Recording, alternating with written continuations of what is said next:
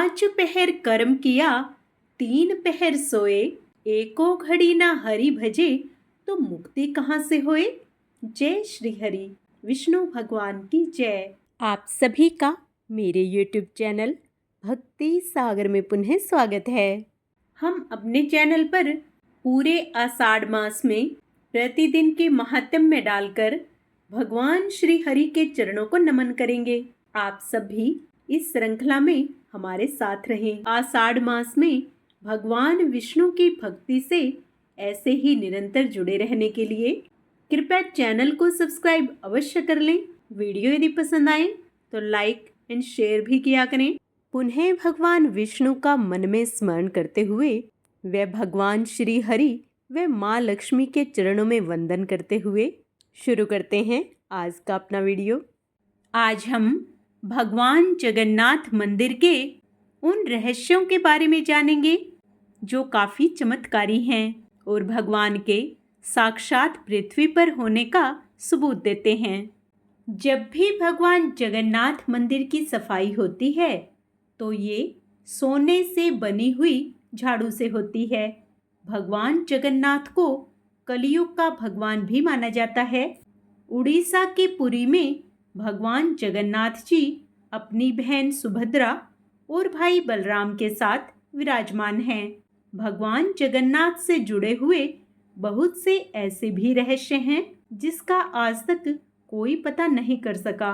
जगन्नाथ भगवान की प्रतिमा हर 12 वर्ष बाद बदल दी जाती है और जब प्रतिमा को बदलना होता है तो पुरी में हर जगह की लाइट बंद कर दी जाती है।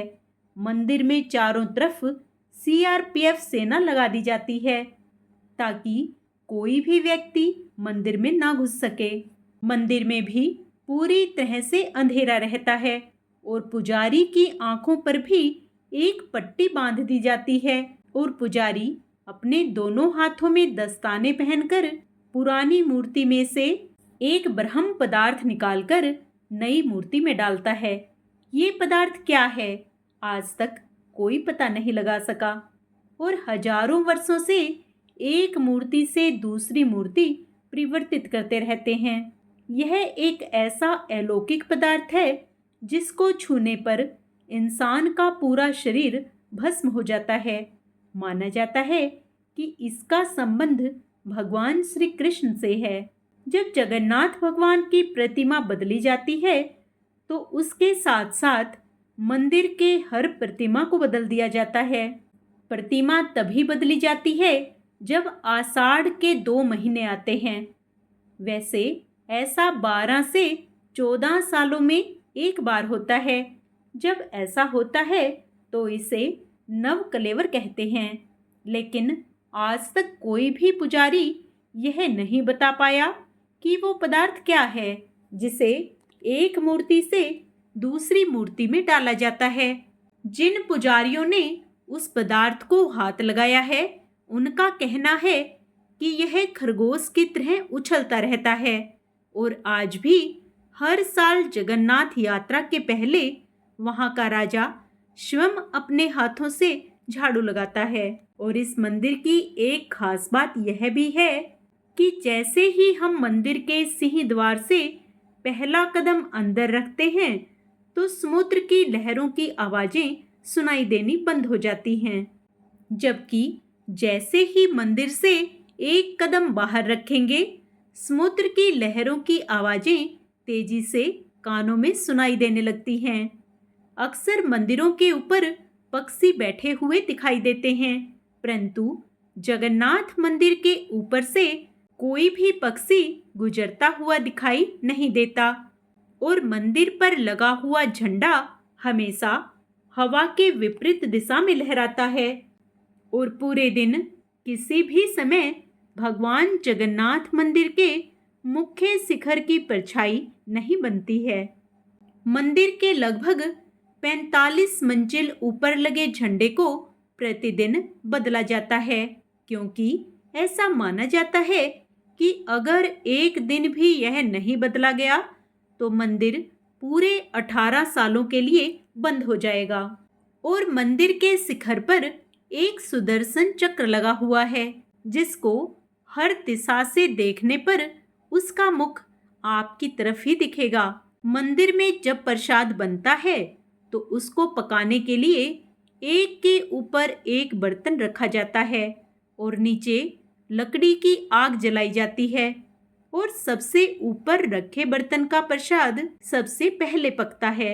जगन्नाथ भगवान मंदिर में कभी प्रसाद घटा नहीं है और सबसे आश्चर्य की बात यह है कि मंदिर के कपाट जब बंद होते हैं तो प्रसाद भी अपने आप समाप्त हो जाता है।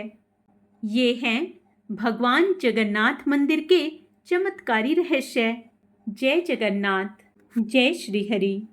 आइए आषाढ़ मास का आगे का महात्म्य स्मरण करते हैं। प्रहलाद जी बोले, इस विषय में आगम भी प्रमाण है कि बिना उपादान के कोई वस्तु उत्पन्न नहीं होती।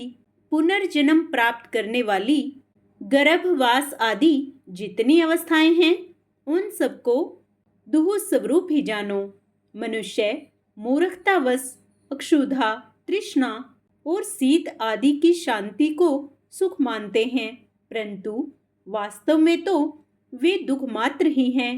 जिनका शरीर वात आदि दोष से अत्यंत शिथिल हो जाता है, उन्हें जिस प्रकार व्यायाम सुखप्रद प्रतीत होता है, उसी प्रकार जिनकी दृष्टि भ्रांति ज्ञान से ढकी हुई है, उन्हें दुख ही सुख रूप जान पड़ता है। कहाँ तो कफ आदि महाघृणित पदार्थों का समूह रूप शरीर और कहाँ कांति, शोभा, सौंदर्य एवं रमणीयता आदि दिव्य गुण। तथापि मनुष्य इस घृणित शरीर में कांति आदि का आरोप कर सुख मानने लगता है।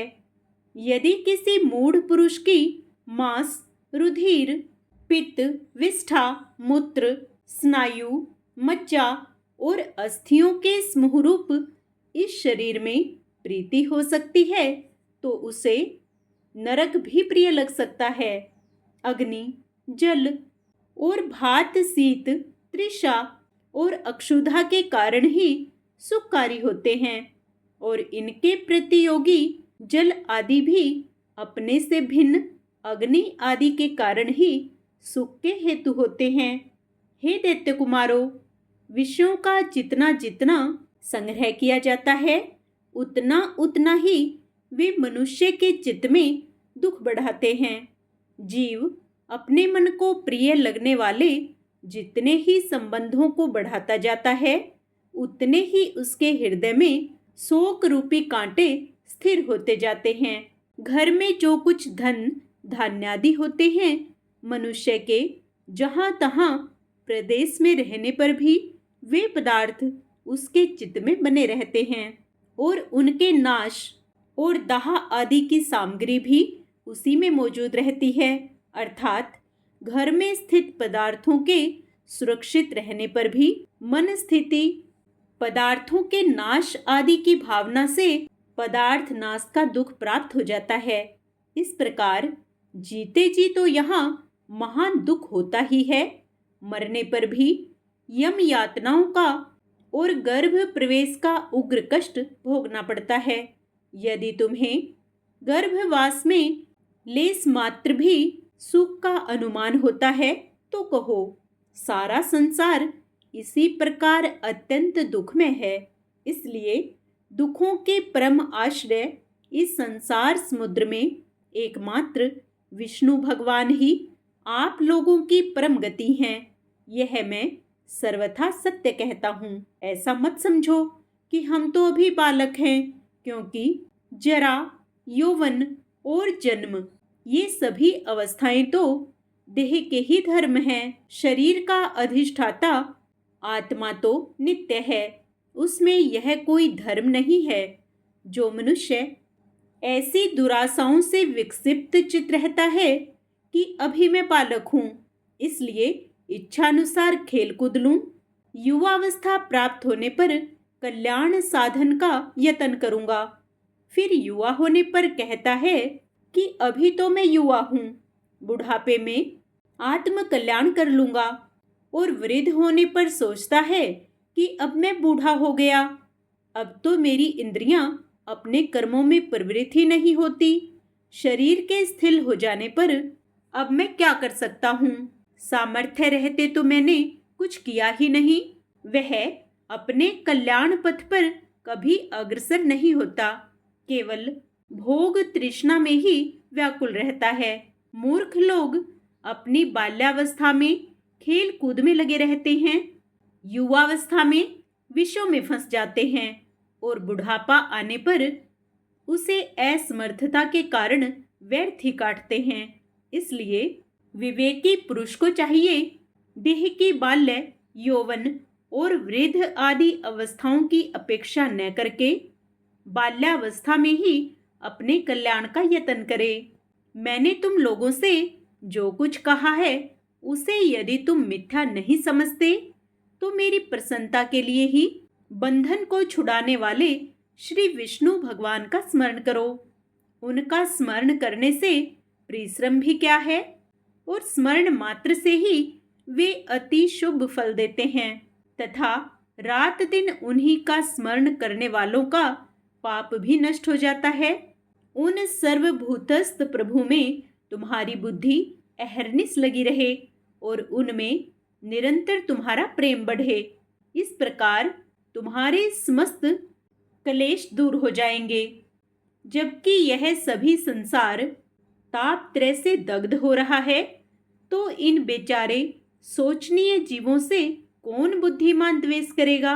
यदि ऐसा दिखाई दे कि और जीव तो आनंद में है, मैं ही परम शक्तिशाली हूँ, तब भी प्रसन्न ही होना चाहिए, क्योंकि द्वेष का फल तो दुख रूप ही है।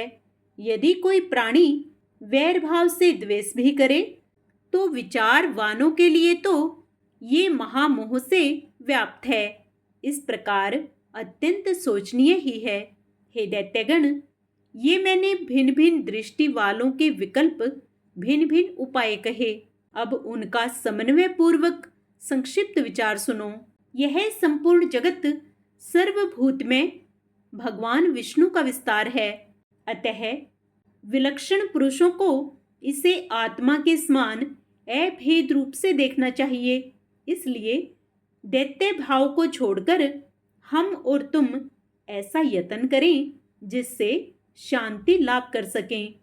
जो परम शांति अग्नि, सूर्य, चंद्रमा, वायु, मेघ, वरुण, सिद्ध, राक्षस, यक्ष, दैत्यराज, सर्प, किन्नर, मनुष्य, पशु और अपने दोषों से तथा ज्वर, नेत्र रोग, अतिसार, तिल्ली रोग और गुल्म आदि रोगों से एवं द्वेष, ईर्ष्या, मत्सर, राग, लोभ और किसी अन्य भाव से भी कभी क्षीण नहीं होती, और जो सर्वदा अत्यंत निर्मल है उसे मनुष्य अमल स्वरूप श्री केशव में मनोनिवेश करने से प्राप्त कर लेता है। हे दैत्यो, मैं आग्रह पूर्वक कहता हूँ, तुम इस असार संसार के विषयों में कभी संतुष्ट मत होना। तुम सर्वत्र समदृष्टि करो, क्योंकि समस्त ही श्री अच्युत की वास्तविक आराधना है। उन अच्युत के प्रसन्न होने पर फिर संसार में दुर्लभ ही क्या है। तुम धर्म, अर्थ और काम की इच्छा कभी न करना, वे तो अत्यंत तुच्छ हैं। उसे ब्रह्म रूप महावृक्ष का आश्रय लेने पर तुम निसंदेह मोक्ष रूप महाफल प्राप्त कर लोगे। जय श्री हरि। आज का अध्याय यही समाप्त होता है। आगे का अध्याय हम अपने कल के वीडियो में करेंगे। पूर्ण पुण्य लाभ प्राप्त करने के लिए आप उसे भी अवश्य श्रवण करें। आइए अब विष्णु चालीसा का पाठ करते हैं। विष्णु सुनिए विनय, सेवक की चितलाए, कीरत कुछ वर्णन करूं, दीजिए ज्ञान बताए। नमो विष्णु भगवान खरारी, कष्ट न सावने अखिल बिहारी। प्रबल जगत में शक्ति तुम्हारी, त्रिभुवन फैल रही उजियारी। सुंदर रूप मनोहर सूरत, सरल स्वभाव मोहिनी मूरत। तन पर पीतांबर अति सोहत, बैजंती माला मन मोहत। शंख चक्र कर गदा विराजे, देखत दैत्य असुर दल भाजे, सत्य धर्म मद लोभ न गाजे, काम क्रोध मद लोभ न छाजे। संत भक्त सज्जन मन रंजन, धनुज असुर दुष्टन दल गंजन, सुख उपजाए कष्ट सब भंजन, दोष मिटाए करत जन सज्जन। पाप काट भव सिंधु उतारण, कष्ट नाश कर भक्त उबारण, करत अनेक रूप प्रभु धारण, केवल आप भक्ति के कारण। धरणी धेनु बन तुम्हि पुकारा, तब तुम रूप राम का धारा, भार उतार असुर दल मारा, रावण आदिक को संहारा। आप वाराह रूप बनाया, हिरणाक्ष को मार गिराया, धर्म तस्य तन सिंधु बनाया, 14 रत्नन को निकलवाया। अमिलख असुरन द्वंद्व बचाया, रूप मोहिनी आप दिखाया, देवन को अमृत पान कराया, असुरन को छवि से बहलाया। वेदन को जब असुर डुबाया, कर प्रबंध उन्हें ढूंढवाया, मोहित बनकर खल ही नचाया, उस ही कर से भस्म कराया। असुर जलंधर अति बलदाई, शंकर से उनकीन्ह लड़ाई, हार पार शिव सकल बनाई, कीन सती से छल खल जाई। सुमिरन कीन तुम्हें शिवरानी, बतलाई सब विपत कहानी, तब तुम बने मुनीश्वर ज्ञानी, वृंदा की सब सूरति भुलानी। देखत 3 धनुज सैतानी, वृंदा आए तुम्हें लपटानी, हो स्पर्श धर्म क्षति मानी, हना असुर उर शिव सैतानी। कूर्म रूप धर सिंधु मझाया, मंद्राचल गिरि तुरंत उठाया, शंकर का तुम फंद छुड़ाया, भस्मासुर को रूप दिखाया। तुमने ध्रुव प्रहलाद उबारे, हिरणाकुश आदिक खल मारे, गणिका और अजामिल तारे, बहुत भक्त भव सिंधु उतारे।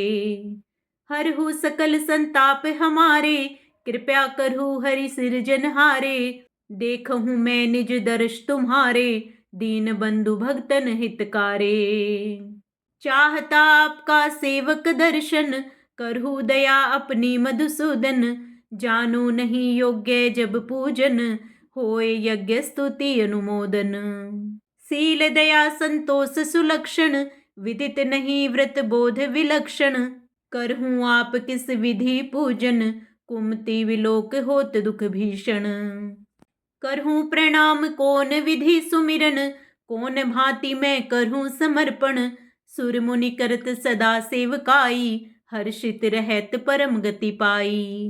दीन दुखिन पर सदा सहाई, निज जन जान लेव अपनाई, पाप दोष संताप नशाओ, भव बंधन से मुक्त कराओ। सुत संपत्ति दे सुख उपजाओ, निज चरणन का दास बनाओ, निगम सदा ये विनय सुनावे, पढ़े सुने जो जन सुख पावे। इति श्री विष्णु चालीसा।